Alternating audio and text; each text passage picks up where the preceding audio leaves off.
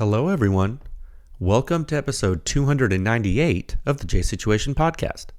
I'm recording this on March 24th, 2026. How are all you wonderful folks doing? Yeah, I hope you're doing well. Before we get started today, I would like to make an announcement. I am very excited and humbled to announce that 6 years ago Thursday, on March 26th, 2020, the Silencer Sound Standard was publicly launched.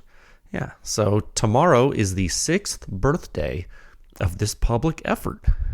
Yeah, this effort started on a napkin, actually. I wanted to do it for over a decade, and it was family and friends and the industry who actually encouraged me to pursue this, and it did help convince me. I didn't need a lot of convincing, but it did help. So I do want to sincerely thank all of you for supporting this all of these years. You've made it incredible, and we're still going, which is really cool. 6 years is a long time, I think.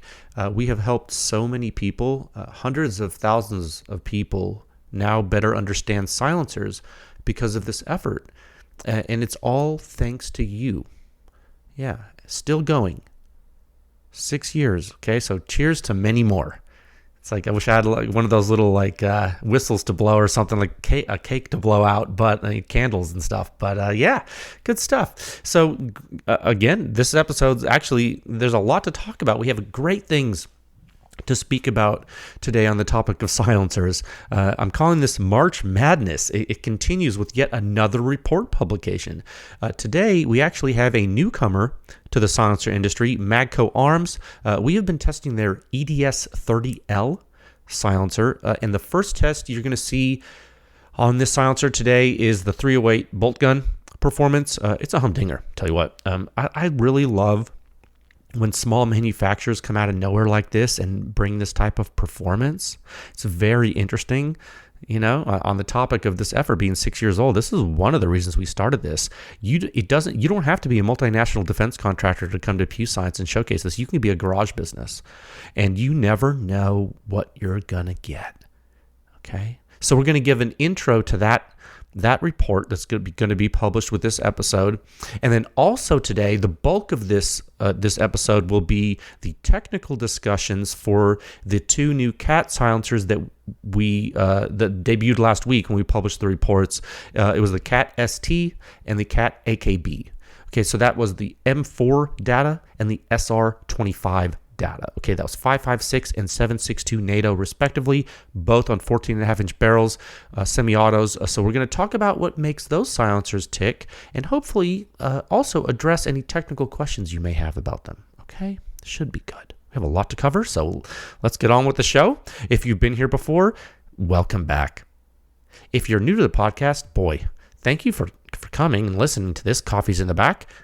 Strap in, and you're going to be here a while. So you may as well relax. If you have internet access, you can follow along with the reports we'll go through and just learn about silencers with us. There are timestamps in the episode description wherever you're listening to, and you can skip to wherever you would like. There will be a lot of timestamps, so it should be very efficient for you if you need to pick up where you left off, or if you just want to skip the ads I'm about to read to you, which is, of course, your right as a human. Okay, but seriously though, I'm about to read some ads to tell you about the fine folks that make this podcast possible for the past 6 years. You know what I mean?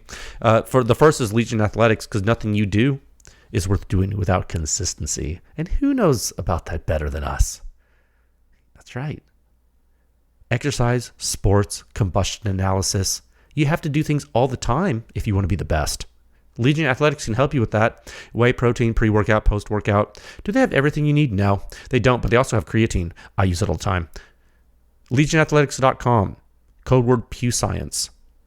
Buy one, get one, 50% off your entire shopping cart. Keep using the code. Every time you shop there, you'll get 20% cash back. Dude, it's a no-brainer. You're going to buy the stuff again and again anyway. You need it. All right? Get strong. Get swole. It's very important. The podcast is also brought to you by Silencer Shop, very large distributors of silencers that have a kiosk system in their dealer network. You can do your fingerprints and photos electronically, and in turn, you will cut down on paperwork errors. You will simplify your silencer purchasing process. You don't have to pay a transfer fee, okay? It's just you and your silencer with no drama. Silencer ownership simplified. The podcast is also brought to you by Top Gun Range Houston. They're a dealer that has a very large 15-lane indoor shooting range where you can rent silencers and firearms and all kinds of different stuff, which is incredibly valuable for your purchasing education and frankly, for your suppressed small arms education. To put time behind the weapon systems is invaluable for you. Also, because they're in Houston, which is a major hub for business in the United States, if you have a business trip and you just want to chill and shoot some guns and talk about silencers and guns with people who actually shoot silencers and guns, you should totally tell your boss that you need an extra couple hours to do that. He'll let you. TopGunRange.com, or she'll let you. I don't want to assume that your boss is a man. This podcast is also brought to you by Capital Armory. Did you know that silencers are in high demand? Did you also know that when you speak with a large dealer, their experience and knowledge of the systems can be important for you? You got to ask yourself, are the people just trying to sell you a product, or do they want you to have a good experience too for your use case? Those questions are good to ask. Capital Armory can help you. And also, in the 42 states where silencers are legal, they can also ship them directly to your door if you're into that. So if you work nights or you're so busy you don't have time to go to a gun store, yeah, Capital Armory might be for you. Capital Armory, silencer shipped directly to your door. And finally, this podcast is brought to you by the Pew Science Laboratory. We've been in public operation for 6 years. Yeah, like literally, it's the birthday tomorrow. I've been the technical director of the lab for a little bit longer than that. And I'm also the technical director of another lab for much longer and a much bigger lab. But this Pew Science thing is really cool. And we think this podcast is important for you because it's really important to understand why silencers work and how they work. If you don't, then we're doomed to repeat errors of the past, and we could risk falling into a slump where all of a sudden everyone has the quietest silencer again, which can hurt consumers and the state of practice. And so our motive is to never let that happen again. And so when I say this research effort pushes the silencer industry forward one test at a time, I do mean that. There are other people who say that too about whatever they're doing. That's fine, but this is like, we put our money where our mouth is, and we've been doing this for 6 years, and it's working. If you would like to understand what's happening, you can go to our website at pewscience.com for the suppression rating, and you will see the simplest and most accurate hearing safe ratings for your suppressed small arms. Okay? They're based on blast physics from before the combustion takes place all the way until all the combustion is gone and blown down out of the weapon system. The complete signatures, all the weapon system mechanics are included. This is the home of the silencer sound standard. There are 8 sections. It's the most in-depth and accurate silencer data and analysis on the planet. Grassroots, pewscience.com. And you can support this podcast and Pew Science, the lab, keep the lights on, support all the public testing we do by joining with a membership at our website. It's really cheap. It's less than a cup of coffee per month, and you get to fund the greatest silencer research effort in the world. It's awesome. And if you don't want to have a monthly recurring charge or whatever, just donate a one-time fee on the review page of the podcast page.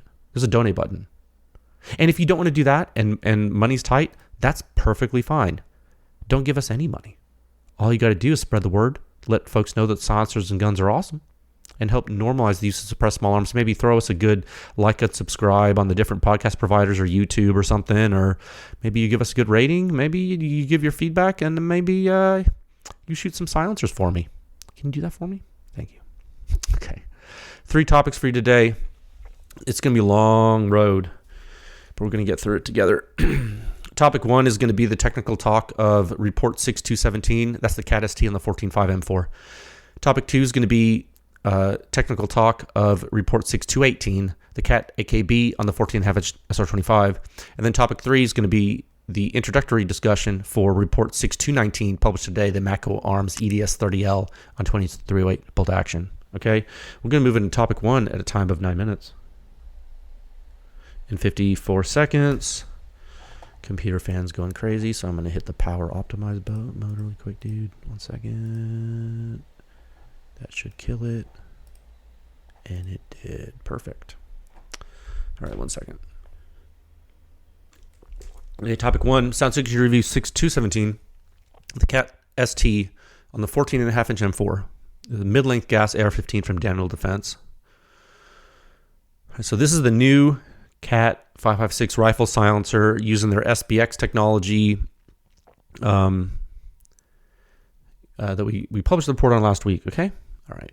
Very high performance, extremely high actually. And so we'll split these technical talks into topics A through F, Alpha through Foxtrot, going through.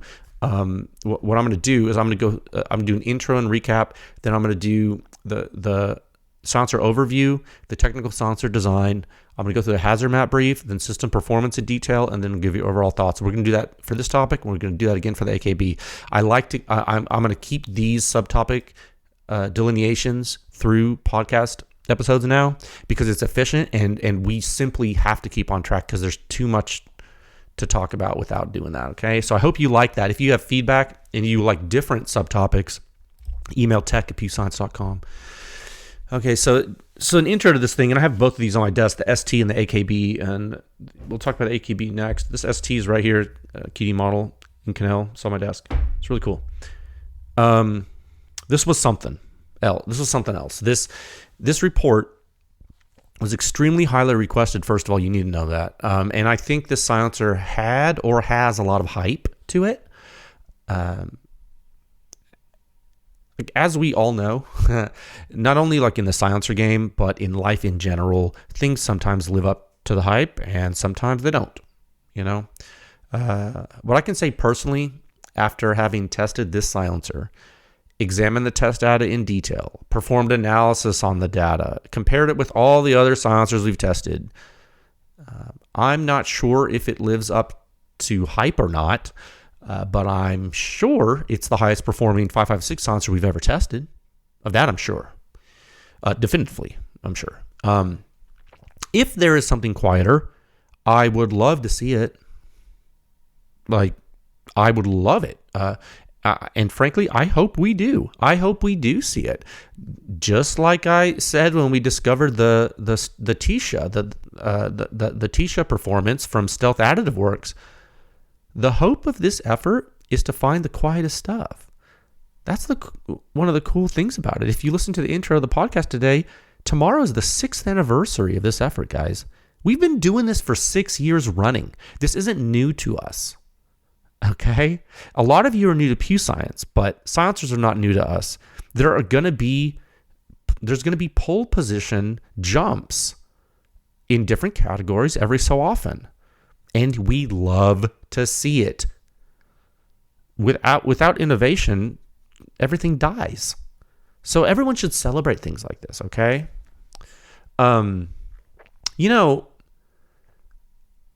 We've been doing our best for the past 6 years to find the quietest stuff. I think it's paid dividends. There are silencers out there that people like barely even spoke about. Then we test them. Then we find out they're doing some incredible things with performance, and then those silencers end up proliferating through the market, and it directly helps consumers. Like directly. You can't get more direct than that, because how would you know what's going on unless you quantify it? You know. So now, did the report we published last week contribute to silencer hype? I don't know. We don't hype silencers. Never have. We don't make them. We don't sell them. We don't care what you buy. But one thing's for sure. There was a lot of discussion after this publication. Some people got very emotional. Yeah. Which is normal nowadays for silencers or flashlights or cars or any hotly anticipated consumer item. People get very, very emotional. And that is why I've said this for many years. That is why we always wait a week to do the technical talk, so you can think more objectively after all the emotions have died down. You're human. You can't help it sometimes. And we know that. A lot of people want us to do this faster. You can't handle it faster. Trust. And how do I know that? Well, you've demonstrated you can't handle it. Okay. So let's get on with it now in the typical technical breakdown. All right. Time of 15 minutes. 13 seconds. But Jay, we can handle. No, you can't. You've proven you can't. All right. So this is a dedicated 5.56 silencer. It is a normal or full-sized 5.56 silencer. We tested the QD model, which in cat parlance means it has a built-in QD mount coupler printed into the body of the silencer. It is 6.3 inches long. If this were the hub model, which also exists, that would be shorter. So when you put the muzzle device in this thing, you get 6.6 inches from barrel shoulder to end of silencer. Okay, so full-size silencer again. And the wild part, and this is important to say for zeitgeist context, I guess is the way I want to say that. The wild part is that there do exist silencers that people call K silencers that are this long, which doesn't make sense to me, but it's a free country. Okay, so marketing is going to be marketing. It is what it is, but I just wanted to tell you, this is a full-size silencer. It's like, that shouldn't be a controversial thing to say. Okay, if you want a K silencer, this isn't that. This is not that. If you want to compare it to K silencers, you can. I don't know why you would. The outside of this silencer is, typical cat type plain Jane. It's got their civilian model single rectangle grip surface. You know that pattern in the civilian silencers they make. It's a single rectangle. It's got the beveled edges on it. The finish is matte black. Nothing flashy. I actually, and this is kind of funny to me in a way, I actually think the lab got an actual finished model instead of a weirdly finished like R&D prototype that they usually send us. So I can actually tell you about the finish quality on this time. I usually can't even talk about that from the cat stuff because we don't get those retail models. But yeah, this one looks good. I like how it's not shiny. I don't like shiny. I'm just not into shiny. This is subjective opinion, but yeah, it's flat black. The distal end of the silencer is featureless at first glance.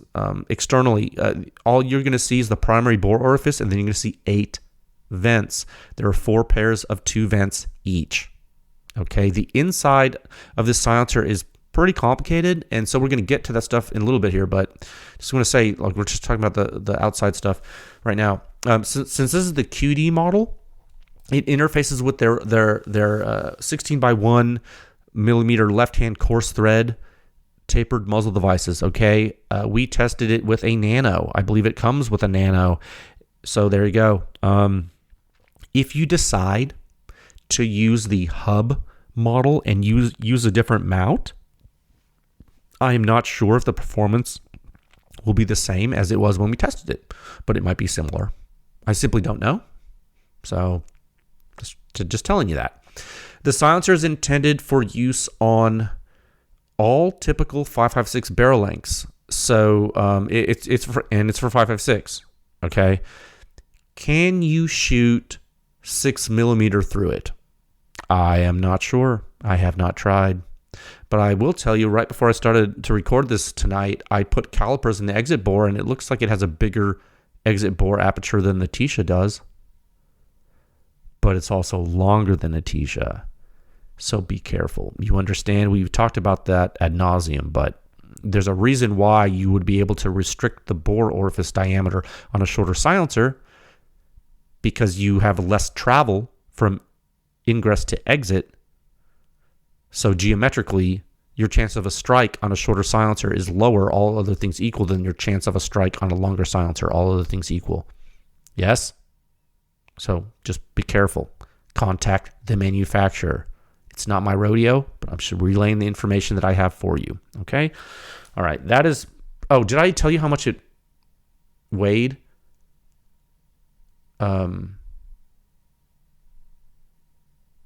Did I? No, I didn't. Yeah, okay. I don't think I did. We tested the Inconel model. With the mount, it's 20.5 ounces. Not super light, not super heavy. You can get it in titanium if you want. Inconel versus titanium is a personal choice based on the weapon system and the use case of your choice. We can talk about why you may pick either material, but the Cliff's Notes are that titanium is lighter, but it will be less durable under extreme use. I would also say titanium sparks, but different titanium silencers spark in different ways based on geometry and barrel length and some other factors. So having not shot this thing at night, I really can't speak to that part.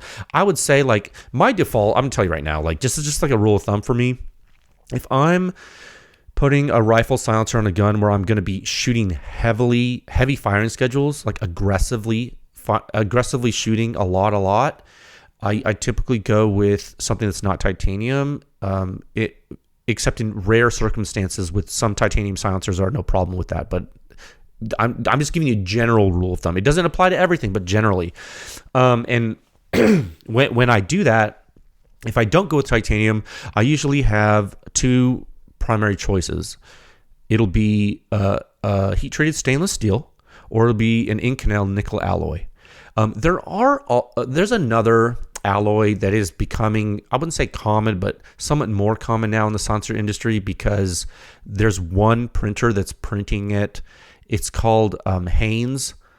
It has cobalt in it, and I believe, and so it's not quite as ductile as Inconel. So I guess some people like it, which is fine. It has very good material properties at elevated temperature, but it's more brittle. So I have not personally done metallurgical evaluations like long term on a large scale of those printed silencers compared with Inconel. And I don't know. I don't know how they will fare long term. So I'm not sure. Really what to think. But I'm sure that, they offer requisite durability that's appropriate. I'm not sure they're going to come apart or anything. It's just that, eventually, manufacturing practice and machining, post-machining and everything, eventually, with enough years through this process and with enough models on the market and everything, we'll get a better picture of that stuff. And so I can't say you'll really go wrong with any of these materials. I'm just giving you the facts and the differences. If you ever wondered, like, for example, what's the difference between Inconel and Haynes, first of all, I'm going to tell you right now, for 99.9% of users, you won't know the difference at all, ever. Okay? And that's probably all you need to know. You can market all these materials any way you want, but I can tell you right now, you're using a product with them. Okay, so let's not get too excited. I think that's pretty much it for the main gross stuff. Let's get more technical now. That's enough about the simple stuff. At a time of 23 minutes and 52 seconds. Okay, so silencer design. Yeah, the ST. So I'm going to tell you what I know based on the technical evaluation of the silencer. If there's something on the internet that's different, I'll apologize in advance. I can't keep track of what people say in marketing. That's not what Pew Science is. So I'm going to tell you what I know based on the technology and our engineering evaluation. Okay. Again, because I can only go off the technical facts and data because those things will never change. Okay? The only time they'll change is when a silencer manufacturer changes the design without telling us or without telling you. And that is out of our hands, isn't it? Okay? It's out of our hands. The CAT ST is intended for 5.56 use on all the common barrel lengths that you would use for 5.56. So think Mark 18 all the way to a 20-inch barrel rifle gas system, or whatever you want to call it, and everything in between. Now, what does that mean to you when you hear that? Well, it might mean that the silencer performs the same on all those barrel lengths. I can tell you that's not true. And it is technically incorrect to think that. But it doesn't change what you think when you hear something, does it? No. Just because I'm telling you something doesn't mean it'll change what you think. Okay, so I'm just going to tell you reality. Most silencers, not all by any means, but most silencers perform better on longer barrels than they do on shorter barrels. We're going to dig deeper into this later, but I'm just saying that for the record, for your education. The Cat ST is actually like that. It is.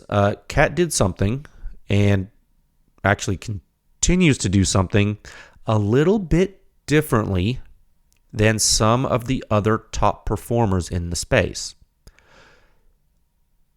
And when I think about the absolutely top performers, a few names come to mind. Cat, PTR, Stealth Additive Works. Like in the context of rifle silencer performance, now do those companies also have high performance in other categories besides this? Besides this like semi-auto stuff? Yeah, absolutely. All those companies have high performers in all kinds of different categories. But this is a 5.56 talk. Okay, so bear with me. So these three companies, Cat, PTR, Stealth, they've chosen to stake their claim in very strong ways, and all using drastically different technologies, right? So like the technologies are so different, in fact, that I find it amazing that they all exist simultaneously in the research and in the market. It's a little bit rare. We're very lucky to be witnessing this. In silencer history, if you were to look at the whole timeline and take slices, it is extremely rare for something like this to happen. It really is.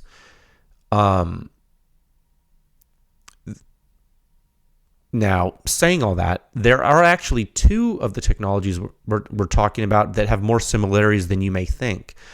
And that is the stuff from PTR and the stuff from Stealth. Now, PTR and Stealth they've currently hedged their bets in a realm of physics governed by extreme surface area contact. And to be more exact, extreme surface area contact with expanding combustion gases. Now, are the principles of operation used in their rifle silencers also shared by Cat and other companies? Yes, that's not what I'm saying. To put it simply, and like really in the interest of time, I'm just going to use one word: lattice. Okay, lattice structures.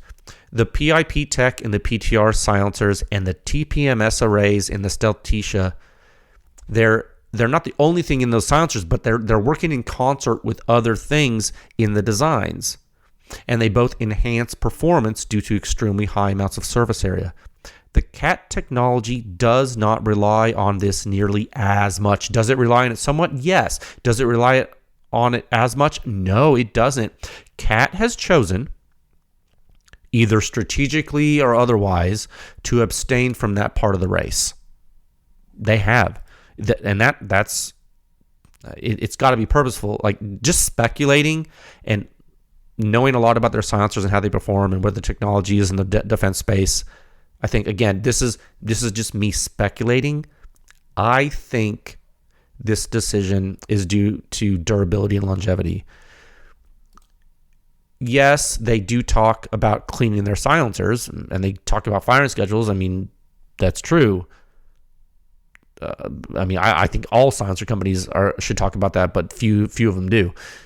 But durability and longevity of lattice structures and clogging, it's actually a historically hot button topic.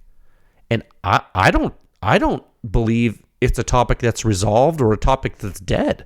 I think it's ongoing. And so, like, just I'm trying to make a point, so just bear with me. Before we move on, I just want to give you a historical note for those of you new to silencers. So, like, in the beginning, like, take OSS, for example. You call them Huxworks now. Call them whatever you want. When OSS started, the inventor and founder of OSS ended up leaving the company, right? And after he was gone, the silencers, I don't know if you noticed this, but they ended up not being user serviceable anymore. Yeah. The designs would foul and get built up, and then the effectiveness was lost if you didn't clean them. And that type of thing can still happen to this day in 2026. And some silencers perform differently than others with fouling. And some silencers, like OSS silencers or Huxworks silencers, can actually explode if they're clogged. They can fail catastrophically if they clog. Now, I'm not saying that PTR silencers or stealth silencers will fail if clogged. I'm not saying that. But I am saying that these performance and longevity issues are still being talked about in 2026, and they haven't gone away.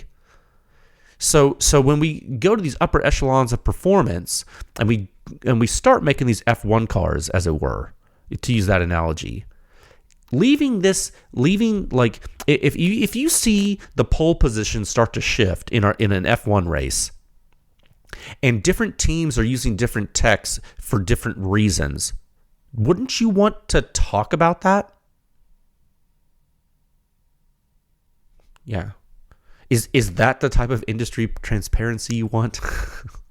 Saw something on social media today. People wanting more transparency. It's like, well, who's going to give it to you? So, you look at this. So Cat decided, it looks like they decided at least, to stay the course with their tech. So they started with the surge bypass technology, debuted in their ODB, their WB, and some other silencers. And now with this new generation of silencers, it's not replacing the WB. But to complement the WB, Cat's using something called SBX, Sierra Bravo X-Ray. SBX is the acronym. I don't know what it stands for. The ST has SBX. The AKB that we're going to talk about next has SBX. And there are probably other ones I'm forgetting that we haven't evaluated yet, whatever. The SBX implementation in the ST is pretty interesting.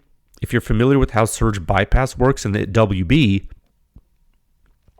it's venting extremely aggressively from the blast chamber and has a very high late time flow rate too. Now, when you look at a WB,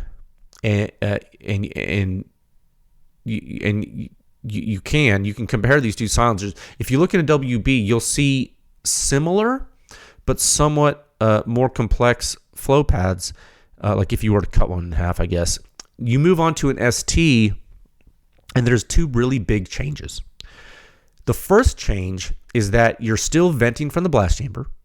You're still clearing off that first reflector, but you're not doing the same thing with those vent pads. They are not going for as long a ride in the same way. The second change is that terminating the distal flow pads happens more succinctly in a different way in the ST. The end result is that the SBX in the ST and surge bypass in the WB differ in early time flow rate and late time flow rate. So the early time flow rate is high in the ST, but not as high as in the WB. And the late time flow rate is way reduced compared to the WB. Like the late time flow rate's like a different sport with the ST. Okay. So as we're going to talk about in a little bit here, this has two big performance implications globally.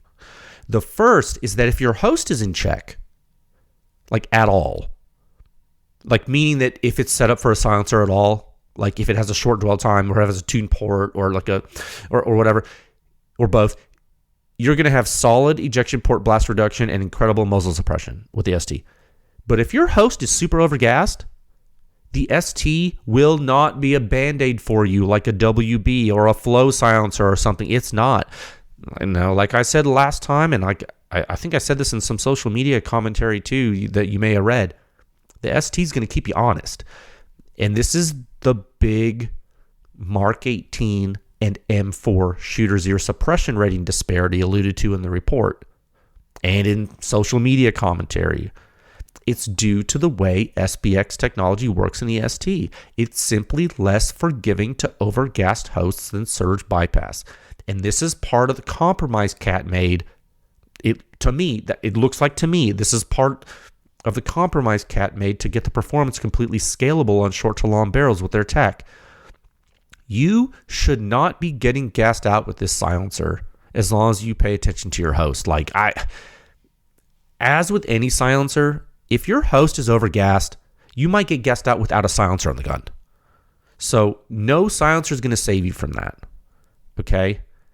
And just before we get super technical right now, I'm going to tell you,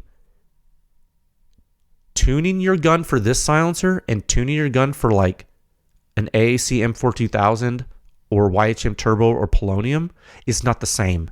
And if you think the back pressure is the same on these silencers, you have missed the forest for the trees completely, and you have not read the reports, you have not listened to what I said. So I'm gonna explain this to you. Okay, so let's get more technical now. First, we'll do it in a gross sense in the hazard maps at a time of 36 minutes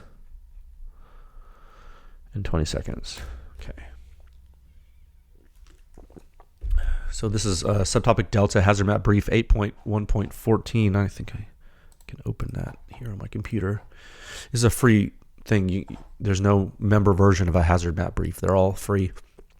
Now this map is extremely useful if you look at it closely. And again, you're going to see this map in 8.1.14. You can also see it at the top of report 6.217, 6217 of the CAT ST at pewscience.com. This map is should be one of the most useful things you ever see in silencer evaluation in the world. There's so much information on this map. There's literally millions of data points in this map. Look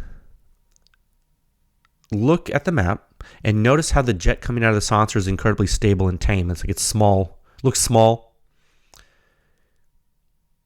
8 inches from the end cap of the silencer, you have risk that's similar to a suppressed tuned AR as an operator. Let me say that again. 8 inches laterally from the end cap of this silencer, the human risk is similar to what it would be if you were shooting a tuned AR behind the gun. Okay, I'm gonna explain this to you. I'm trying to give you context here. What this means is that you could shoot this thing with the muzzle close to somebody's head or face. Now, it wouldn't be quiet to them, but it wouldn't injure them immediately either. I want to explain how extreme this suppression is for an intermediate rifle cartridge. This is 5.56, guys. Look at the hazard map. When we look at the raw blast data in the next subtopic, we're going to talk about that more. But I want you to look at the hazard map in color, in spatial, in pictures, in visual space here to understand what it's representing, what it's showing you, the gravity of that. Okay. Now, what else is happening? Look at the area near the shooter. Notice how it looks like a death spiral of red. It looks like there's way more danger there than at the end of at the business end of the gun. If you're colorblind and you can't see colors, look at the numbers. Okay, the contour lines have lower numbers there. That means there's a higher risk. That means there's a lower suppression rating. Now again, and I've said this before, but this is a good refresher for you. These maps are conservative in the risk field because we're showing symmetry about the horizontal axis. Okay, so you get the point. But the ejection port blast is causing issues for the operator. So that this is why hearing protection is important when you shoot an AR-15, even suppressed. Yeah. This host happens to be very overgassed, and like I just explained to you in the previous subtopic, the ST will not be able to flow as fast as you need it to flow in the time regime of interest on an overgassed host to get the shooter's ear rating up into the high 20s, okay, if you want that. Now, How would you get the shooter's ear rating in the high 20s with an ST? Well, you have to put the silencer on a Mark 18. Well, why would a Mark 18 produce a different hazard map with the same silencer? Why would that happen? Well, it's because the hazards are a function of the complete weapon system, not just the silencer. The Mark 18 dwell time is very short, and the port is smaller. The gas port is smaller, and you're going to hit high 20s at the ear with the silencer. On the M4, you'll hit low 20s with the silencer at the ear. Yeah. Now, is that the same risk zone on the suppression rating scale? Yes, it actually is the same risk zone on the suppression rating scale. Do a lot of you care anyway? Yeah, apparently you do. It's okay. It's fine. It's okay to care. Of course. But you should also read the commentary and analysis in the report. We're going to get to that next, but I just want to give you some context here. You just need to understand what you're looking at. That's all. Just telling you what you're looking at. The important takeaway from this hazard map, besides the risk field we just spoke about, is actually the highly unusual overall risk space. It's important for the context. You're hitting almost mid-50s, 1 meter left of the end cap of this silencer. Almost mid-50s? Okay, so that means you're in the 60 zone 1.5 meters away from this silencer. 1.5 meters away from the end cap. In the 60 zone. Okay. I'm not sure if some of you understand how quiet that is and how low a risk that is for a 5.56 weapon system in the near field. You're getting into subsonic host weapon risk, guys. That's the levels you're getting here from a supersonic intermediate rifle cartridge. Just so you understand the gravity of that. It really can't be overstated how significant that is. I need you to really realize what's happening here. And to put it in perspective, and to give you real-world information, let me walk you through something. You're going to hear the Mach wave from the projectile, right? You know that. You're going to hear a sonic crack from the bullet moving through air. You know that, right? Okay. Where is the muzzle blast from the silencer? Where is it? You're going to hear how much of that you're going to hear. Well, what is more hazardous to you? Let me ask you this. If you were standing next to this thing, what would be more hazardous to you? Would it be the muzzle blast? Forget about the silencer, just the gun in general. What would be more more hazardous to you? Would it be the muzzle blast coming out of the gun, or would it be the Mach wave coming off of a 55 grain little 5.56 bullet flying down range? What's more dangerous to a human? Is it the Mach wave coming off of a little bullet, or is it the explosion coming out of the gun? What is more hazardous to you? If you said anything except for muzzle blast, you're wrong. Okay? It's muzzle blast. You know that. You know the answer. That's right. So imagine the primary source of risk to the human, which you are. Imagine the primary source of risk, which is muzzle blast, being suppressed to levels like this. And then stick with me, imagine what that means for late time signature for bystanders and for the shooter. Okay, let me go further with that. I said late time signature. Let me go further. It's not normal. If you are shooting in the woods or around walls or things like that, the ST is going to produce a lot less intense reflections. I encourage you to see what you think. If you, and you know what, if you're one of those folks that, and there are them out there, they're vocal. Some folks think this is a grand conspiracy. And I killed JFK too, or whatever. I don't know. And if you don't believe a word I'm saying, that's fine. Whatever. You should do this yourself. Whenever folks are getting these silencers in, go to Top Gun, Houston, Top Gun Range or something, or go to a silencer shoot the Capitol Armory puts on, the Quiet on the Capitol they do every year. Go shoot it. You see what I mean? The signature from silencers like this on 5.56 are so much different than normal. Like, guys, we've been doing this for 6 years. This is not normal. Like, this is the 217th report on the website. In fact, and you know what's really crazy? What is it? This is if you look at the hazard map, it says rankings record number 7.1.248. This is the 248th record in the standard. After 248 engineering level examinations of risk, you're seeing this. So, like, that's the context. It's not like you just woke up and like, oh, here's the silencer. No, it's like the 248th time we've looked at it publicly, and there's like way more that you haven't seen. Okay, let's get I'm serious. Let's get more technical now at a time of 45 minutes and 43 seconds. I'm just like, what? Now let's talk system performance in an even more detailed way. Now let's look at the full report in 6.2.17. Okay. Now I'm gonna go a little faster than typical, because remember, this is a long report. We have a lot to get through today, and I always tell you, remember an axiom: cheap, high quality, and fast. You can pick two. You can't have all three, right? This podcast is free.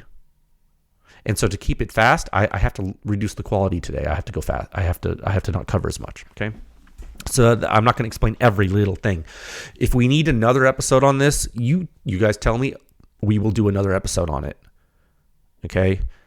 I say that at a huge risk of people saying we're playing favorites or something, which happens every time there's a highly rated silencer, no matter who makes it. Could be Q, could be Dead Air, could be Cat, could be anybody, any Stealth. Anytime there's a highly rated silencer, all of a sudden we're on the take, right? Okay, well, like I said, if we need to do another episode, let me know. We'll do another episode, okay? Okay, can't please everybody. Bottom line up front, 53.7 composite suppression rating. Okay, 53.7. How did we get 53.7? Well, the muzzle rating was 53.7 and the ear rating was 20.8. We couldn't get higher than 53.7 on the composite in this calculation. Why? Because the way the composite suppression rating works is if there's a lack of balance in the risk field, it can't get higher than the highest of the muzzle and ear. It'll never be lower than the highest of muzzle and ear, but it can't get higher than the highest of muzzle and ear without more balance in the field. If all of a sudden you saw 40 at the ear on this thing, that composite rating was going to jump up, but it couldn't. It was hamstrung. It was constrained mathematically. And if you have a question about the way the composite rating works, I would pose this exercise to you. In the report, at the top of report 217 here, you have the suppression rating graphic which says 53.7 in a big number there in bold, and then you have the hazard map right below it with like an infinite amount of numbers in a continuum. How would you take that entire risk field and assign one number to it? Well, you wouldn't be able to do it consistently, would you? But we have, and it's 53.7. So anytime someone says they don't want to care about the composite rating, well, then don't. You don't need to use the composite rating. You know why? Well, you have the muzzle rating and you have the ear rating, and now you have the hazard maps. So you have every number you would want in a continuum. So don't look at the composite rating at all if you don't want to. So anyone that's telling you, they just pay him for a high rating. It's like, okay, yeah. And what do they also pay us to manipulate physics and run complex simulations differently? So, okay, yeah, I don't have time for that, dude. Use your brains. All right, guys. So bottom line up front, your mid 50s on an untuned 14.5 inch M4, your low 20s at the ear. Okay, 53.7, 1 meter left of the end cap, 1.6 meters above the ground in the true free field mil standard away from reflecting surfaces other than the ground. 20.8, 6 inches right of the shooter's right ear, mil standard free field. All right. A balance means the risk field would be more balanced, which means the muzzle and ear ratings get closer If you tune the gun, let's say you tune the gun, and like you've seen in our research in report 6111, you tune the gun, muzzle rating will stay roughly the same, ear rating shoots up to low 30s. Now you get that composite rating up, yeah. I mean, the composite number is one number that's meant to take the entire hazard map you see, rank everything on a level playing field in a sea of millions. It's consistent. If you want more detailed ratings, the detailed ratings are for that. If you want more detail than that, hazard maps are for that. If you want more detail than the hazard maps, well, Godspeed, sir or ma'am. I don't know what to tell you.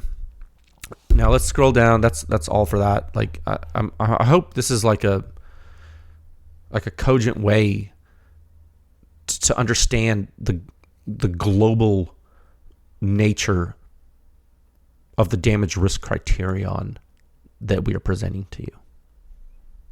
Okay. Scroll down to figure 1. There's an intermediate bar chart here in the introduction to the report. This is M4 data summarized for Cat 556 silencers. Okay. Cat T-Swift, Cat WB, and Cat ST. Do you notice a trend in the chart? Well, smaller silencers are louder. That's true, usually. Now KK is not on the chart. Why? Well, because only the Mark 18 data is published for the KK, so we don't have that on there in the chart. But you get the point. The more important point here is that the comparison of surge bypass and SBX is in the chart. Do you see how the ST seems to be trading muzzle suppression for ear suppression? Stick with me. Do you see like it seems like that? That's actually what you might think when you look at the chart. It is.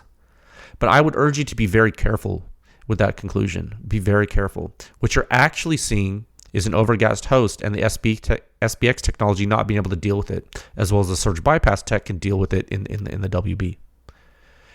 I know this is a lot of nuance, but without nuance, you might not get this, and that's why I'm here. Okay. This should make sense after what we spoke about earlier, but it's a technology difference. Now, for something I don't think a lot of people read here, I want to go into something here. So below figure 1, there's text. You can read it. In that text, we tell you that the ST gives a shooter's ear suppression rating on the Mark 18 that's similar to that of the WB. Okay. Why is it in the report? Well, we knew we would get that question. And since we did the testing, we put it in the report. We can do that. We can do whatever we want, actually. CAT chose to put the 14.5-inch M4 data out first. That was their decision, or their ask. If we had instead put the Mark 18 data out first, you would have the Mark 18 data. Okay. And then the questions there would be, what about the M4 data? Since this one is out first, the question is, what about the Mark 18? Well, you can't please everybody. So we did what we could in the report to give you both at once. Regardless, the physics of what we're talking about here are pretty important. If the shooter's ear suppression rating also trended down on the Mark 18, that would send us to a totally different performance conclusion than what we have now, wouldn't it? The SBX technology does have a high early time flow rate relative to conventional silencers. It's just that it's not high enough, and the late time flow rate is throttled enough that you're going to have to mind your P's and Q's with your host. That's just a reality. There was a guy, and I saw this and I laughed. It made me laugh. There was a guy who commented on social media that his M4 was so overgassed that he noticed it without a silencer on the gun. Again, that is what you are dealing with here. I know that's hard to conceptualize for some of you. The more you shoot suppressed ARs, tuned and untuned, with quiet silencers, the more you will understand this if you do not read the reports. And it is okay not to read the reports. I don't care. Whatever. I know it's a lot of words. That's fine. You put it in an AI tool and summarize it for yourself. Whatever you need to do to get the information in your brain, do it. The main takeaway here, besides what I just told you, is that as the barrel gets longer, the ST gets quieter. Okay? The barrel gets shorter, ST is going to get a little louder. People wanted to know how the Stealth Additive Works Tisha compares. On the Mark 18, the Tisha will outperform the ST at the muzzle by a couple of points. On the M4, the ST will outperform the Tisha at the muzzle by over half a category, like over 5 points. Okay. Lengthen the barrel more, and the ST will continue to pull away. That is the difference in TPMS arrays with high surface area and conventional designs, and then the advanced hybrids like the SPX Tech. It's different physics. It's just it's different technology, the different silencer. It doesn't mean one silencer is better than the other. It just means they're different. And I'm just telling you how they perform. Okay, so now let's look at the wild part, because we haven't even gotten really to the wild part yet. The super crazy part that made us laugh when we first saw it, I literally laughed at this because I thought it was ludicrous. Now let's go to figure 2. So scroll down. Now we're going to get into the actual raw data. Look at figure 2. This is blast overpressure in the free field. And this is like a really important concept to grasp right now, so I'm going to be very blunt with you. We've been doing this 6 years. This is the 6th anniversary, so I'm going to be very blunt. You can hate Pew Science. You can hate the suppression rating. You can kick and scream until you pass out about how we charge $11 billion for testing, or whatever the haterade flavor of the month number is on internet or wherever you go. You can do that. That's cool. So ignore the analysis, ignore the suppression rating, ignore all the hazard maps, ignore all the engineering, ignore it. That's fine. All I want you to do is look at figure 2 in this report. Okay. What you see in figure 2A and 2B in this report is reproducible by literally anyone on the planet. And I want you to look at it. I want you to tell me what you see. You see something that you've never seen from a 5.56 silencer in your whole life, guaranteed, because we've never seen it before, and we would know. So where would you see this? Nowhere. Trick question. Yeah. What does it look like to you? It looks like a bolt gun signature in some ways. Yeah. Until you see some gun mechanics, and then really when you look at it 90 milliseconds when the bolt carrier group returns to battery. Remember Pew Science test in the free field, remember? We see the whole signature, everything. Yeah. You realize it's an AR test when you look at our signatures, don't you? Yeah, I know. Look at the Mach wave. You can see the Mach wave and you don't even have to zoom in yet. And then look at everything else. I'm telling you, this gets spooky. If you're having trouble seeing it, look at early time in figure 2B. See how the blast loads just disappear? Like, basically after the first couple jet, I'm not using hyperbole. Like, I'm not being hyperbolic in how I'm describing this to you at all. I'm telling you, the blast loads seem to disappear, like, quantitatively. Like a throttle down to less than 130 dB out of the business end of a intermediate rifle cartridge silencer. That's what you're seeing before the momentum ramp in figure 2B. Yeah, this is different than the Tisha now, isn't it? Yeah, remember? Go look at it if you don't remember. It's on the website. We don't change anything. The Tisha's doing advanced stuff, but it's doing it differently. The Tisha vents in stages at low amplitude, but it does vent a lot. The ST throttles through the entire duration, and it does so in a way we've never seen it being done.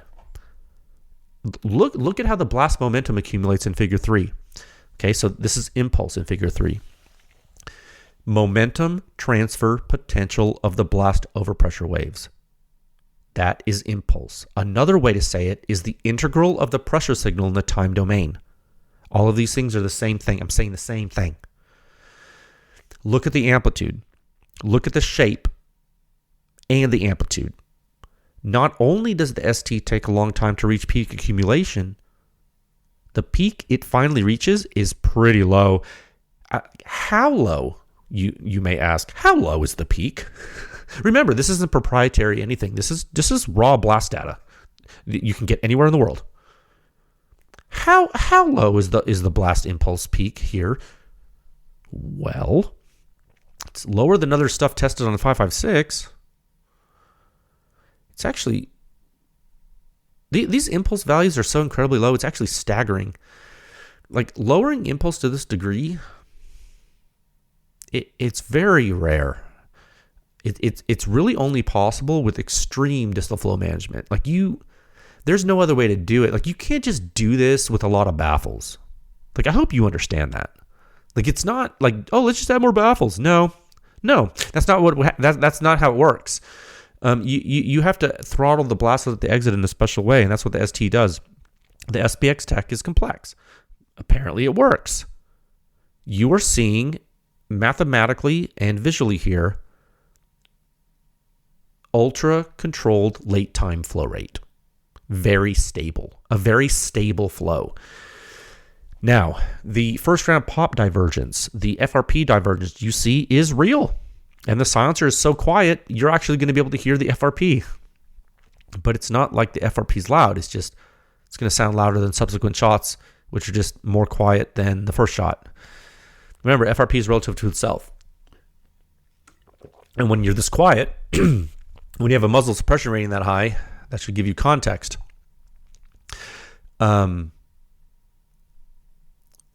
If you continue to read the report, you will see the shooter's ear performance is addressed. And there's a case study that has been on the website for years. Actually, you can reference it. Report 6.111, 6.111, over 100 reports ago. Back in 2023, year of our Lord, that report showed you that if you have an ejection port blast issue caused primarily by overgassing or whatever, and you tune the port size, your suppression rating at the shooter's ear can jump like a category. You can read that on a rating day. You know, you need to realize that was on a Mark 18. Imagine if you tune the M4. Yeah, I know. Another thing in the report is something very specific about blast impulse. And this is a very quantitative statement I'm going to give you here. It's in the report. You can read it. If you take a PTR Vent Spiritus, incredible silencer, by the way, and then you take a Cat ST, the blast impulse coming out of the ST is literally 70% lower amplitude than from the Spiritus. Like raw amplitude. I'm not giving you any logarithmic magic. Oh, don't you know that decibel is 3 times, 10 times the... No. Raw time integral of the pressure signal, impulse. Raw blast momentum transfer potential. Look at the raw numbers. Sampled at a mega sample per second, 1 million times per second. PTR Vent Spiritus versus Cat ST, the blast impulse coming out of the ST is 70% lower in amplitude than from the Spiritus. Anyone on any laboratory on Earth can measure that and tell you this, and they're going to get the same answer. I'm telling you that's not normal. 70% lower blast impulse out of a silencer on that's already high performance. That's part of the reason you're seeing a category jump in muzzle suppression rating, guys. This is not typical. Do not think this is a typical silencer. You'll have a bad time. Okay? Now, if you're a Pew Science member and you're looking at the member version of the report, you can see the shooter's ear data, and this is actually very, very, very important. Okay? Now, the first important thing is that you are getting high pressure out of the ejection port, which is elevating shooter risk. Yes? Okay. We already explained why. Okay? Yes.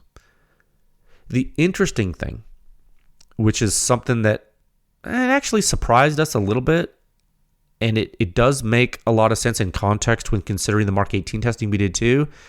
The interesting part, which I actually didn't expect to see, but we saw, which is cool, is the front-loaded FRP features in the impulse traces. And I'm talking about shooter's ear data, guys. If you're not a member, you can't see these, but just stick with me. If our calculations and the data reduction we did is correct, which I believe it to be, what this is showing might be the first example of a truly late time flow restricted impulse bias in AR shooter's ear data. I know what I just said is like, might sound like word salad. Okay, so like usually when you see front-loaded FRP impulse, it's because the ejection port blast can't overwhelm the muzzle blast in early time accumulation. It's because it's all in a continuum. It's all happening and coalescing. So like when the FRP gets front-loaded, it's because ejection port blast isn't pushing it enough yet. Is a simple way to say that.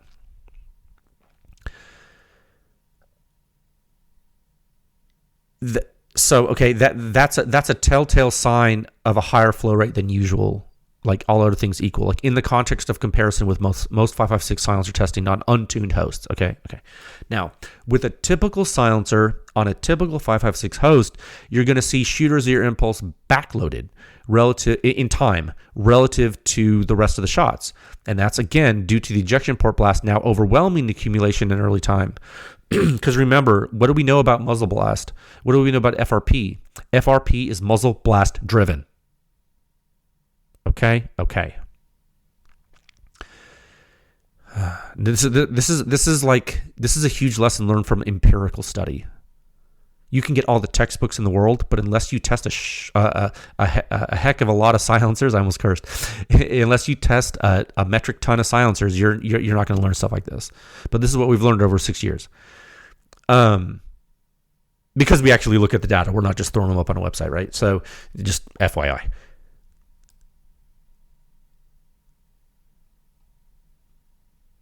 We see a front-loaded bias here with a CAT ST with perfectly synced waveform shot to shot. Now, this might mean that this analytical indicator showing late time flow rate throttle combined with early time high flow rate, like it might be that indicator, that smoking gun that we would love is that confirmation bias, right? Like looking at this like, oh no, it's confirming our conclusion. No, I know it's a stretch to start thinking like that. I do think we need more data before we can draw that conclusion definitively. And I didn't write that in the report, by the way. But I did write how it has front-loaded FRP, and that is a sign of low back pressure silencer behavior, which is true. And that's a really big conclusion that I don't know if people really caught on about, unless they read the report. And because it's very tempting to see that shooter's ear suppression rating and think this is a high back pressure silencer, but that's not what we're seeing. The reality here is that the M4 is just too overgassed for the low back pressure behavior of the ST to show a huge benefit. And I know it almost sounds like a cop-out, but it's actually true. And if what we see on the Mark 18 versus this, it's just this is one of those silencers that's a little sensitive. Apparently. Maybe you get to be a prima donna when you're this high performance. I don't know. But that's what we're seeing. This is the physics we're seeing. So what is my 3-word advice to you? Tune your gun on this one. Here's a no joke this is one silencer person to another. If we were just at a bar having some beers talking about silencers, here's what I would tell you. I would say if I saw a 53.7 muzzle suppression rating on an AR, I would tune my gun. Just if you want my personal opinion on that, please reference the past 6 years of podcast episodes. Maybe you can figure that out. One thing I want to, before we leave that, one thing I want to reiterate to you is the late time effects. I've said this a couple of different ways this episode, so I'm going to say it again a third way. If you have identical shooter's ear suppression ratings with two systems, and one of the systems has a muzzle suppression rating that's a category higher, what's going to sound quieter to you? It's the one with the higher muzzle rating, right? Why? Well, it's because of late time effects. Acute hazard is measured with a suppression rating. What you hear in totality is a function of the entire pressure field. This is why short and long pistol silencers may have the same shooter's ear suppression ratings, but the short ones sound louder. because of the muzzle rating disparity. Just like the Flow 5.56K on an AR. We've been here before. In reverse. You know what I mean, Jelly Bean? All right. Let me give you my overall thoughts on this crazy thing in time of winter. 9 minutes and 44 seconds. All right. So overall thoughts, there's a tool for that. Look at figure 6. Yeah, I'm not done. Bar chart, figure 6. Now, I want you to really look at this bar chart. Look at the muzzle suppression rating delta here. I'm going to hammer this home because I don't think you understand what this is doing. This isn't hype. It's not marketing. Pick whatever word you want. It's not that. This is literally mathematical calculations from measured test data. The data doesn't have emotions. You cannot argue with it. You cannot reason with it. It's just numbers on a page. No matter how these numbers make you feel, I need you to understand the performance disparity. When you move 10 points in suppression rating, it's a different level of risk. Okay?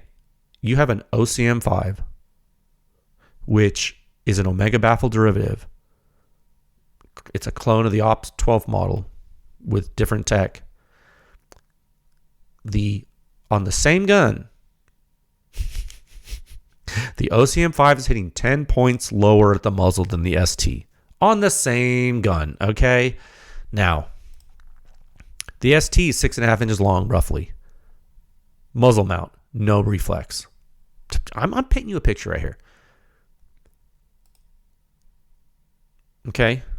Have you ever heard an OCM5 being shot? It's okay if you haven't. I'm just asking you. I mean, have you heard an OCM5? It's pretty quiet. Some people say, not me, but some people have said publicly for a while that the OCM5 is the quietest 5.56 silencer they've ever heard in their life. Okay. Now, I'm just giving you observational, anecdotal statements from the public shooting the silencer. I'm okay. Now, given that, I am showing you we have tested both silencers at the same laboratory with the same equipment, with the same engineering the process, the same calculations, doing the same post-processing on the test data. Same process, same. And the ST performs a category higher in suppression. Okay. These are the numbers produced by calculations on a high-fidelity test data. This is not... What we're not doing is we're not cutting the head off a chicken and letting the chicken run around until it hits a bingo space and then you get a certain suppression rating. We're not doing that. This is real life. The hazard map is as close as you're going to get to a real picture of risk on overgassed M4. If you tune your M4, which you should... I actually used to... I bought a separate... When we bought those M4s for the lab, for testing, I bought a separate one from Daniel Defense because they were giving us a discount, so I was like going to buy another one for myself. I stopped using it. Why? Because I couldn't tune it because it didn't have an adjustable gas block and it was bothering me. It was so overgassed. So what do I shoot now? I got a Blackout Defense rifle with a crazy adjustable gas block that they gave me. I'm just telling you, like, my personal like guns. Like I would never in a million years shoot one of these M4s like for a personal gun. I mean, the reason we use Daniel Defense guns is because they're the most consistent chambers and some of the highest quality weapon systems we can get that you can also get. That's why we use Daniel Defense guns. But for the lab for standard testing. But I would never in a million years use an M4 that they make for my own personal gun because it doesn't have an adjustable gas block. I have to modify it. Now, if I modify it, their rail is cool. It looks cool. But yeah, I changed the gun because it's so overgassed. Just want to tell you that. Just FYI. Okay. So if you end up doing that, if you don't have a short dwell time like a Mark 18, and you do have an overgassed host, if you put the silencer on that gun and you tune it, the risk field from this silencer will be incredibly different than most silencers you will shoot in your lifetime. I guarantee it. Like, that's not hyperbole. That is data analysis. You could put on a Mark 18 and not tune the gun, and it'll almost hit the Tisha levels. And the Tisha is amazing. The Tisha's performance is so incredibly crazy.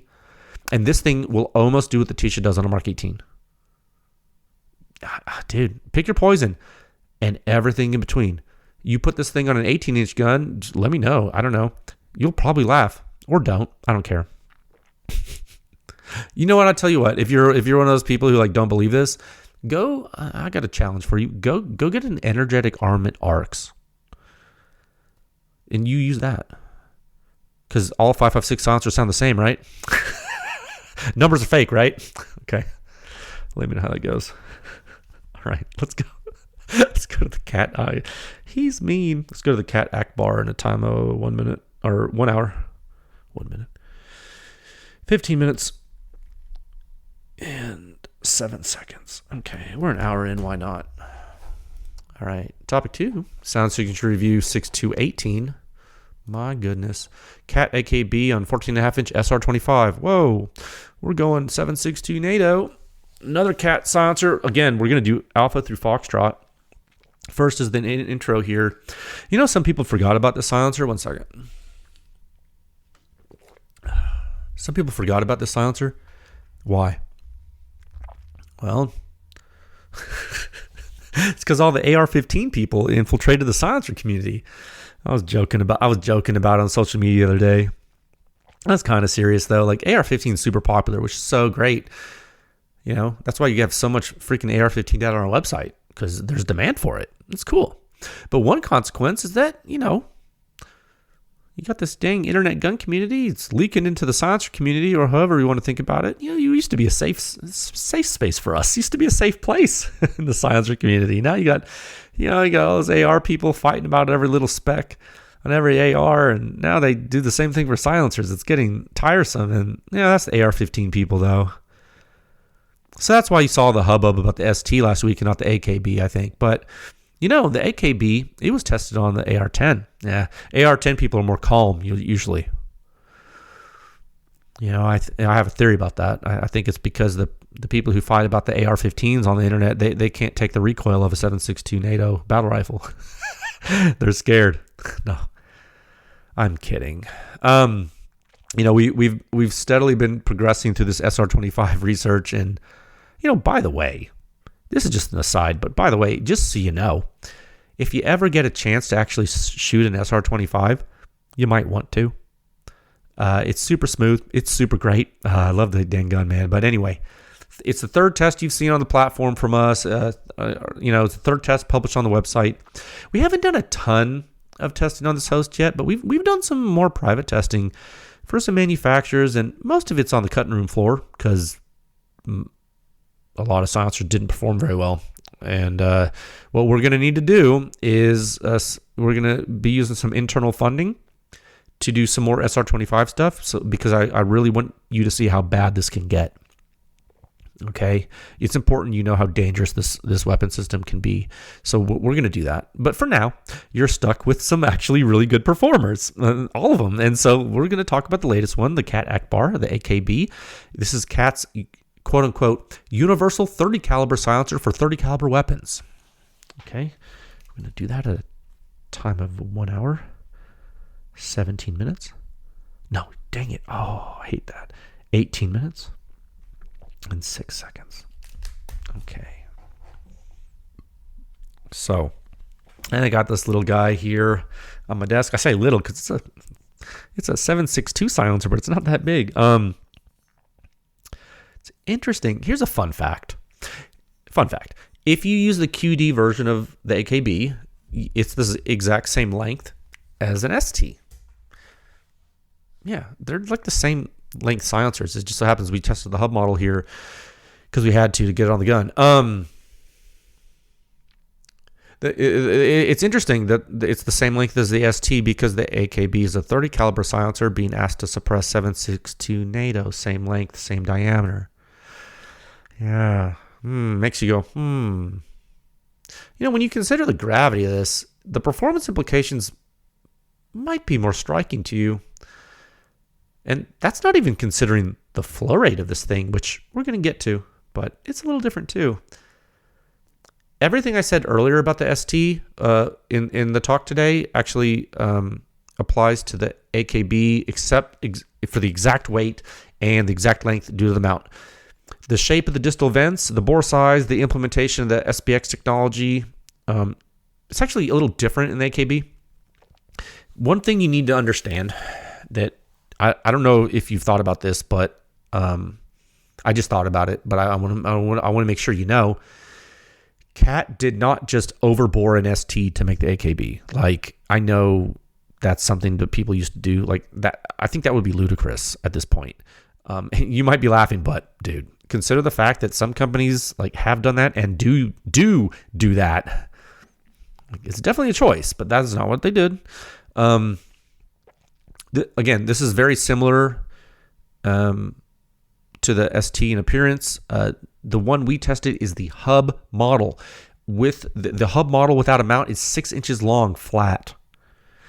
The direct thread mount we added to test it is the same one we've been using on the SR25. You get 6.38 inches. The total weight with that mount is 18 ounces. The mount added like 1.2, so 16.8 ounces without a mount. This is the Inconel version. It's all in the report.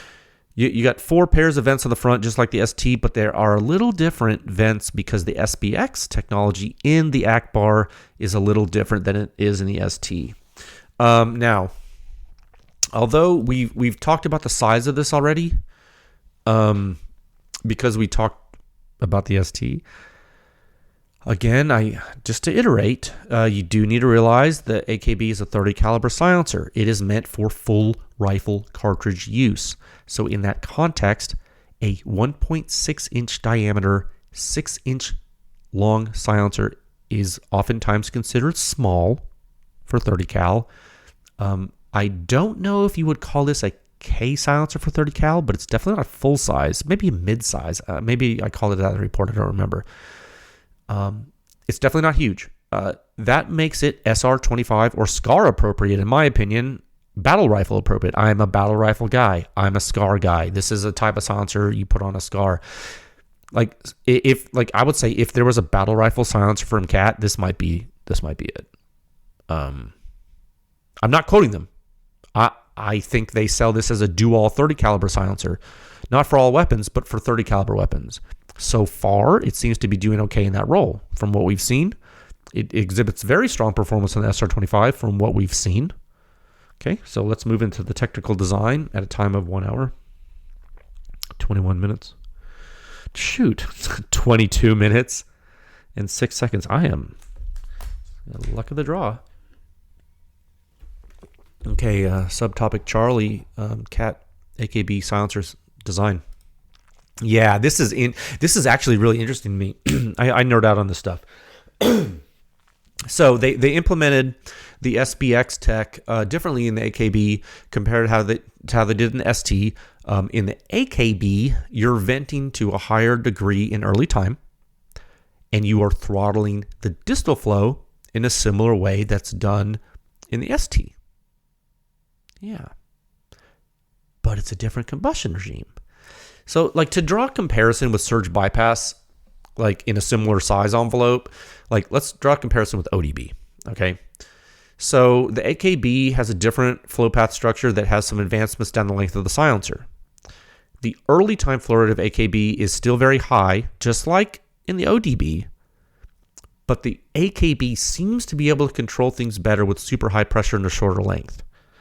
I'm trying to get this simple to you.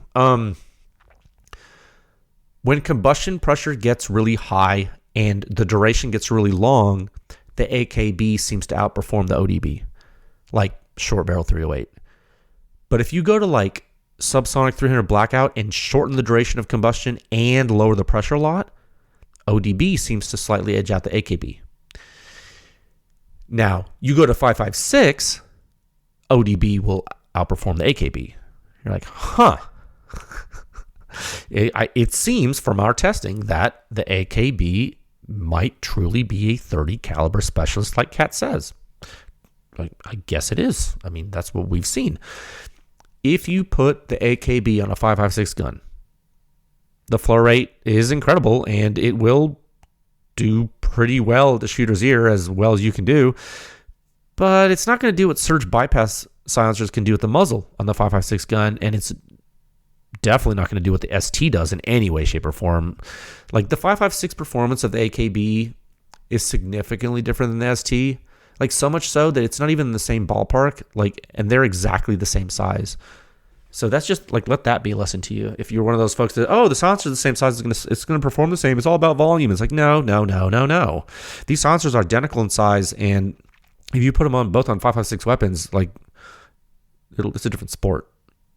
Okay, so let's talk a little bit more about early time flow rate and late time flow rate and how that fits together, shall we? Okay.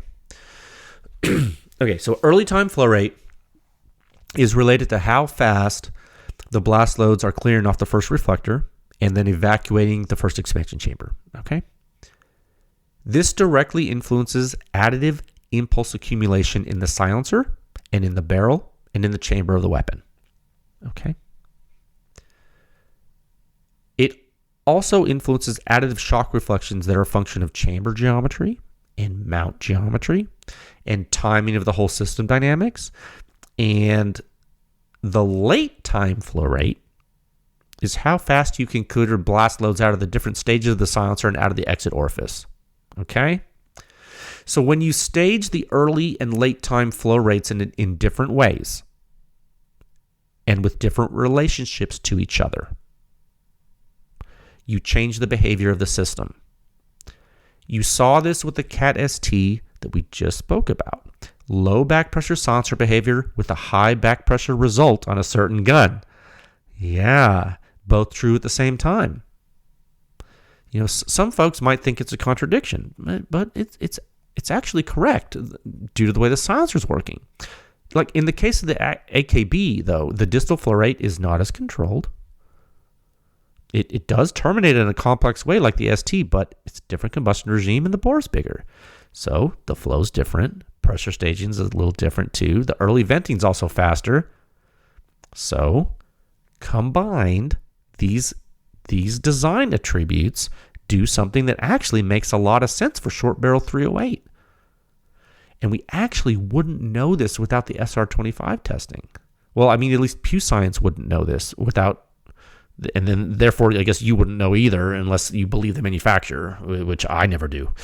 So this is fortuitous. I really find it lucky that we're progressing through SR25 now. I don't know what we're going to discover yet, but so far it's been really interesting.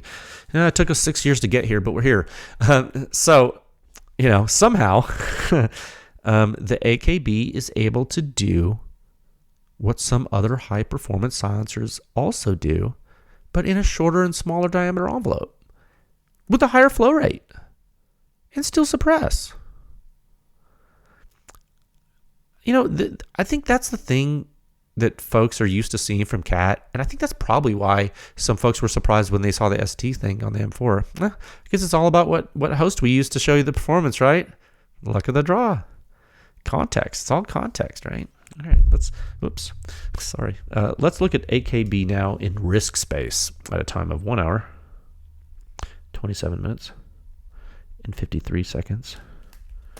Okay, yeah. Hazard map brief 8.1.13. Did I say 13? No, not 13. 15. 15. Yes. 15. My notes are wrong. Okay. Now, this map looks different. This is interesting. And you know, you just saw two other ones recently, didn't you? You saw the Dillon DRC 308. You saw the Rampart Range Carson 30. One was a PIP silencer. The other was an infinity derivative optimized for a battle rifle. And now you have this CAT AKB.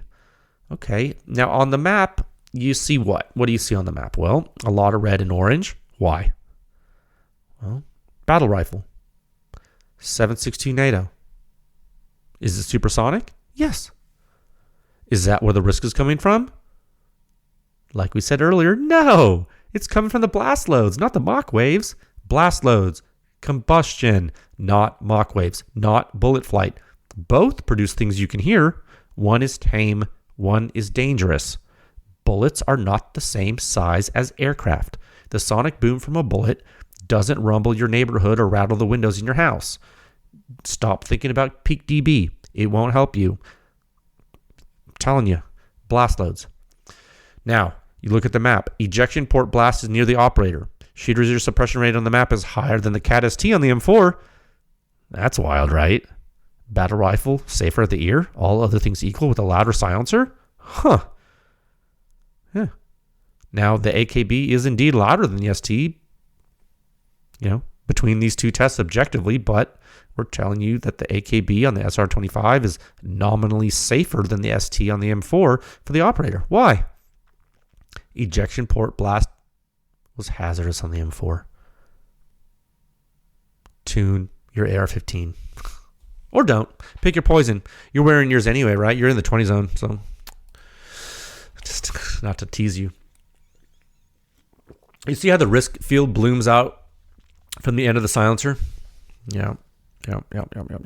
Looks a lot different than the ST you just saw, right? Yep. More blast coming out of the end of the silencer faster, makes risk worse. Now, you need to be a little further away from the dude's face if you're shooting near his head here. You ever have to do that? Shoot next to someone's face? You could be in that situation. Maybe a battle rifle isn't as good to do that with as an ST on an M4. Go refresh your memory. Look at that hazard map. See what I mean? The big takeaway here in 8.1.15 is how this compares with the Dillon and the Rampart Range Carson 30. This is actually much more similar to the Rampart Range Carson 30 than it is to the Dillon. Why? Well, Carson 30 is more controlled than the Dillon. AKB different than the Carson 30 though. Why? Well, it's even more controlled. Has a higher flow rate. Getting more risk reduction everywhere. There are levels to the game. Not tremendously different, but different enough that it's worth highlighting, especially given the silencer smaller. So it's interesting. Yeah, that's it. Just the brief, just the picture. You can read more in the little thing that has all the computational parameters and a little blurb about what everything's doing. But that's just the picture. Hoping you can see the whole risk field. Okay. At the very least, I hope the map helps you understand, things are more dangerous with a battle rifle than an AR-15. Even with high-performance silencers. Okay, let's get more detailed now at a time of 1 hour. 31 minutes. 50 seconds. Okay. System performance. Oh, let's go to the full report. Who needs sleep? Not me. Okay. Oh my God. Bottom line up front, 32.2. Suppression rating 1 meter left of the end cap of the silencer in the free field, 22.9 at the shooter's ear. 6 inches right of the shooter's right ear in the true free field. 32.9 composite suppression rating on the SR25 14.5-inch barrel. Okay. Lake City M80 ball rounds. All right. The important thing to see here is that there's a 10-point delta across the hazard field on the map.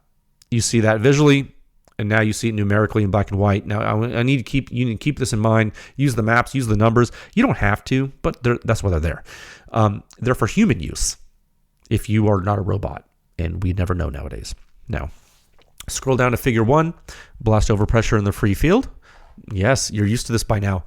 This is where you see a complete departure from what we just showed you with the ST on the M4, right? Yeah. Why?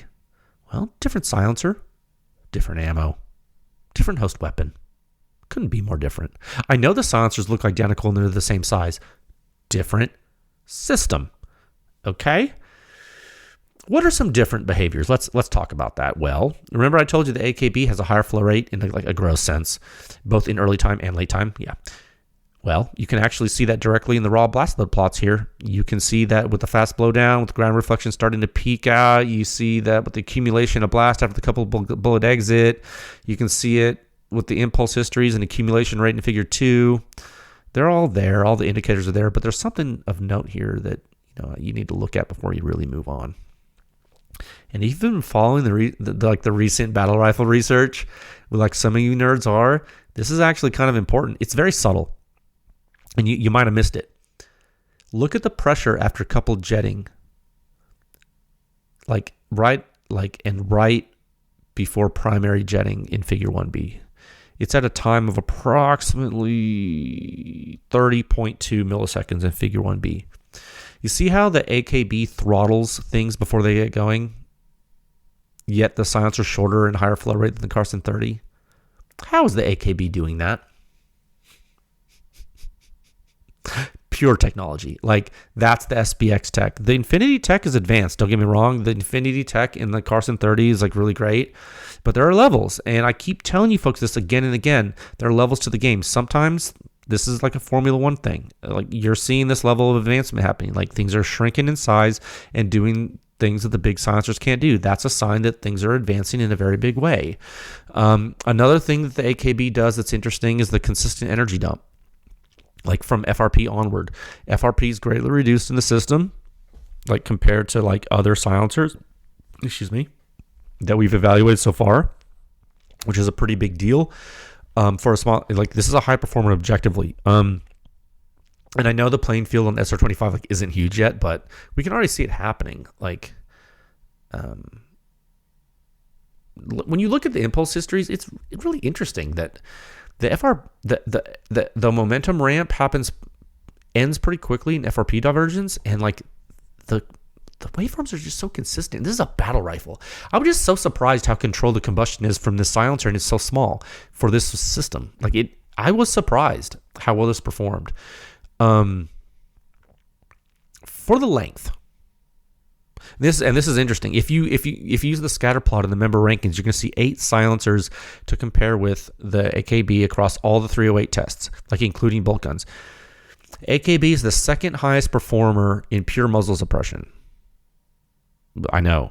What's the highest of that in that size class? That excellent precision armament Titrix 300 we evaluated a few weeks back, or months back, or whenever we did. Amazing suppression for the size, but yeah, and we haven't done this, but imagine putting the Titrix 300 on this SR25. What would happen? Well, I would hope you can tune it, because I don't think you're going to be able to handle the combustion with the same type of flow rate. I think that has too high a back pressure, and we've tested some high back pressure silencers from some other clients on the SR25. Shooter's ear risk gets really, really bad in a hurry. So, there's always tuning, but, it's SR25, so I don't know what you're going to do. With this, maybe if you have an AR-10, you can put an adjustable gas block, which I've done before. That would be advised. Adjustable gas blocks on AR-10s are probably a good idea. What else? Oh, speaking of operator risk, members, check out the shooter's ear data. In fact, and this is topical for you, given what we just spoke about with the ST, there is classic front-loaded FRP here, classic high flow rate signs, really deep negative phase impulse. This is doing what you want it to do on the SR25 at the shooter's ear, like, no question. When we saw this, we were like, oh, okay, they're doing what they need to do. Cool. I mean, you're going to be wearing ears anyway, but, just so you know, this is textbook beautiful behavior. This is what you want. I can't wait to see more SR25 data. I can't wait to see what else we can see. The physics are cool. All right, let me give you some overall thoughts at 1 hour, 37 minutes, and 37 seconds. Oh, that's got to be a good omen. Overall thoughts, scroll down to figure 5. Bar chart. Okay, it speaks for itself. Small playing field right now, like I told you, but 3 distinct technologies are evaluated. PIP, SBX, Infinity Tech.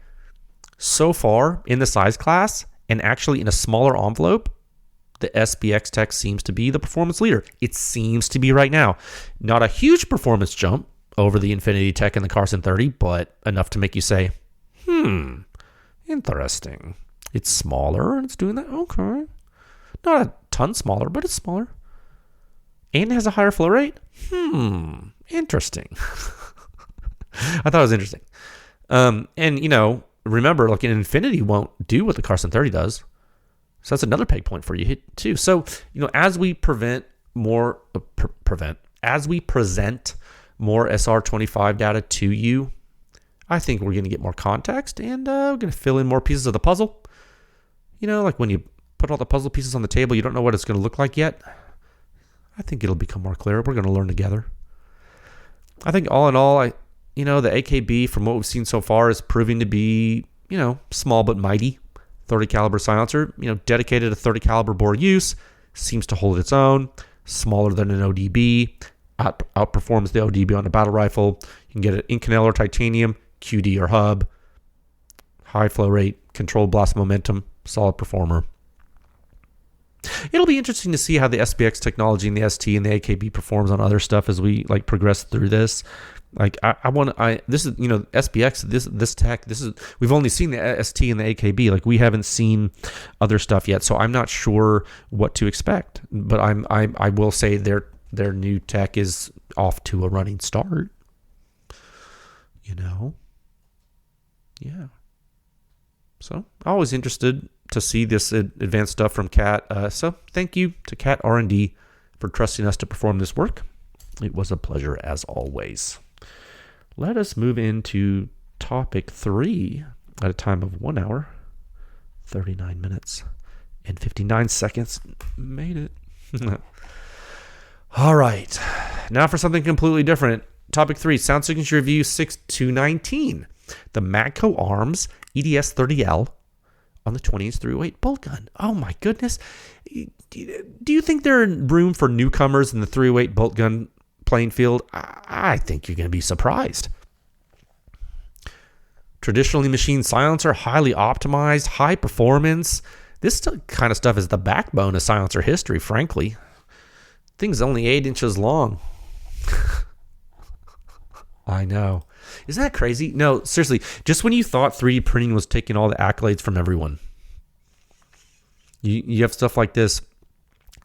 Someone studied the greats, then decided to put a lot of pieces together in a patent-pending baffle design, and it's doing work, son. I mean it. 8 inches long, stainless steel, putting up numbers, dude. Like Magco Arms. Super nice guy running it. Modest silencer. Nothing flashy. From the outside, dude, you might think it's like some rudimentary thing. Nah, dude. Never in 1 million years would I have thought this silencer does what this does until we tested, because I didn't know what was in it. So you look at the hazard map being published today with this. It's going to be brief 8.1.16. That sounds right. Incredible performance. And I'm not sure how much this thing costs, but I'm pretty sure it's not like super expensive. So it's one of those like price target silencers that's not a lot of money. So if it's producing performance like this, which it is, I think it's going to get some attention, dude. One thing I was surprised about is that it just fell into our lap and it's hitting this performance. It's not so often this happens. It's actually pretty rare. Now, is this silencer perfect? No. We're going to talk about that next episode in the deep dive, but the performance on average, dude, the muzzle and ear ratings of this silencer, they're stellar. The raw performance on the 308 bolt gun, it's typically reserved for things that are made by a lot bigger names. This is kind of like, I actually think this is very fitting for the 6th anniversary of Pew Science, because we're literally showing a brand new silencer company coming out of nowhere, just hitting something out of the park. What a great illustration of part of the spirit of this effort. Guys, we made it 6 years. And look, we're still doing it. We're still freaking showing stuff like this 6 years later. I'm not going to steal the thunder from the technical talk next week, so I'm going to keep this talk brief. The report's going to be live at 0700-6219 Magco Arms EDS-30L. Echo Delta Sierra 30 Lima EDS-30L. Okay? 0700 Central Time, 308 bolt gun, high performance. Read it, get the nuance. We're going to be back next week with the deep dive. And next week, March Madness continues. We're going to actually have 2 more reports next week for you. I know. I'm going to survive this month. I'm going to try. The Silencer Sound Standard is 6 years old tomorrow. Happy birthday. All of you made it happen. I am so happy. I am so thankful, and I'm so proud of you. Stay safe. I will talk with you folks again soon. Okay, bye.